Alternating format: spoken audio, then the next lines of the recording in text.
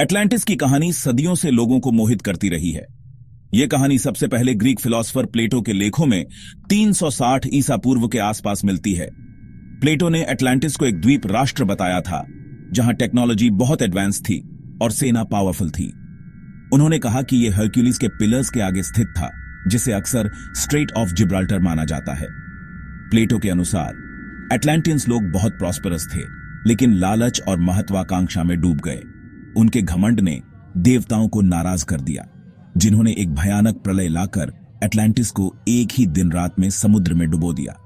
प्लेटो की यह कहानी, चाहे वो एलेगोरिकल हो या हिस्टोरिकल, बहुत डिबेट्स और एक्सपीडिशंस को इंस्पायर किया है।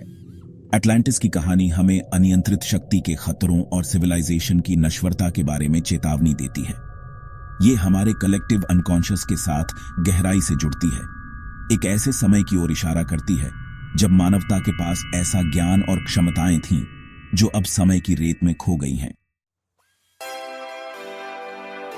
एटलांटिस के प्रति हमारा आकर्षण अतीत के बारे में हमारी जिज्ञासा और इतिहास में हमारी जगह के बारे में बताता है। एक ऐसी लॉस्ट सिविलाइजेशन जिसकी टेक्नोलॉजी हमसे ज्यादा एडवांस्ड थी, मानव प्रगति और अचीवमेंट की हमारी समझ को चुनौती देती है। एटलांटिस की खोज एडवेंचर और हिडन ट्रूथ्स को अनकवर करने के थ्रिल से जुड़ी है। समुद्र की गहराई आउटर स्पेस की तरह एक अनजान और अनएक्सप्लोर्ड रेल्म है जो पॉसिबिलिटीज से भरा है। एक विकसित शहर डूबा हुआ है, रिडिस्कवर होने का इंतजार कर रहा है, हमारी कल्पना और एक्सप्लोर करने की इच्छा को बढ़ावा देता है। एटलांटिस की कहानी कनेक्शन और बिलोंगिंग की हमारी इच्छा से भी जुड़ती है। सदियों से एटलांटिस के लोकेशन के बारे में कई थ्योरीज दी गई हैं। कुछ लोगों का मानना है कि यह अटलांटिक ओशन के नीचे डूबा हुआ है, जैसा प्लेटो के लेखों में बताया गया है। कुछ लोग मेडिटेरेनियन सी, कैरिबियन या अंटार्कटिका में भी इसके होने का अनुमान लगाते हैं। कुछ का मानना है कि एटलांटिस एक लॉस्ट गोल्डन एज का सिंबॉलिक रिप्रेजेंटेशन थी। एक पॉपुलर थ्योरी एटलांटिस को एजियन सी में रखती है, इसे क्रीट द्वीप पर मिनोअन सिविलाइजेशन से जोड़ती है। लगभग 1450 ईसा पूर्व में एक वोल्केनिक इरप्शन की वजह से मिनोअन्स तबाह हो गए थे, जो पास के थेरा द्वीप यानी मॉडर्न सैंटोरिनी पर हुआ था। एक और थ्योरी बताती है कि एटलांटिस अटलांटिक ओशन में स्थित था, शायद एजोर्स या कैनेरी आइलैंड्स के पास। इस थ्योरी के समर्थक एंशिएंट मैप्स की ओर इशारा करते हैं, जो इस क्षेत्र में एक संकन लैंडमास के होने का संकेत देते हैं। हालांकि कॉन्क्रीट एविडेंस अभी भी नहीं मिला है। सेक्शन 4, सबूत का वजन, साइंस और स्केप्टिसिज्म। एटलांटिस की कहानी के रोमांटिक अपील के बावजूद साइंटिफिक कम्युनिटी इसके एग्जिस्टेंस को लेकर स्केप्टिकल है। ज्यादातर आर्कियोलॉजिस्ट और जियोलॉजिस्ट का तर्क है कि प्लेटो द्वारा बताए गए टाइम फ्रेम में एक टेक्नोलॉजिकली एडवांस्ड सिविलाइजेशन के होने का कोई क्रेडिबल एविडेंस नहीं है। वे बताते हैं कि जियोलॉजिकल रिकॉर्ड किसी बड़े द्वीप या महाद्वीप के अचानक गायब होने का समर्थन नहीं करता है।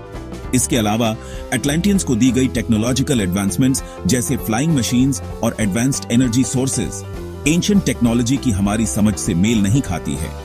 हालांकि यह संभव है कि अतीत के बारे में हमारा ज्ञान इनकम्प्लीट हो, लेकिन एक्स्ट्रॉर्डिनरी क्लेम्स के लिए एक्स्ट्रॉर्डिनरी एविडेंस चाहिए, जो एटलांटिस के मामले में अभी तक नहीं मिला है।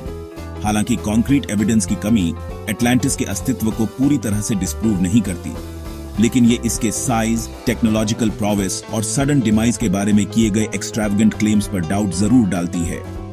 ऐसे क्लेम्स को स्केप्टिसिज्म के साथ देखना और स्पेकुलेशन और कंजेक्चर के बजाय वेरीफाइबल एविडेंस पर भरोसा करना जरूरी है। सेक्शन 5, विश्वास की बात, मिथ या रियलिटी। एटलांटिस मिथ है या रियलिटी, ये सवाल आज भी डिबेट का विषय है।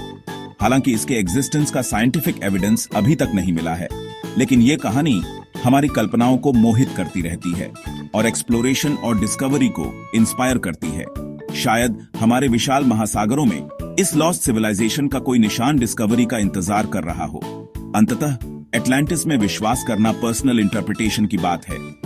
कुछ लोगों को इस कहानी में सॉलिस और इंस्पिरेशन मिल सकता है, जबकि दूसरे इसे एक कॉशनरी टेल या ह्यूमन इमेजिनेशन का प्रोडक्ट मान सकते हैं।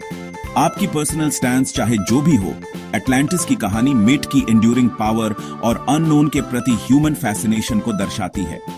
एटलांटिस मिले या ना मिले, इसकी खोज ने निश्चित रूप से हिस्ट्री, आर्कियोलॉजी और ह्यूमन कंडीशन की हमारी समझ को बढ़ाया है। ये हमें याद दिलाता है कि हमारे प्लैनेट और हमारे पास्ट के बारे में अभी भी बहुत कुछ ऐसा है जो हम नहीं जानते हैं, और एक्सप्लोरेशन और डिस्कवरी की भावना ही हमें ह्यूमन बनाती है।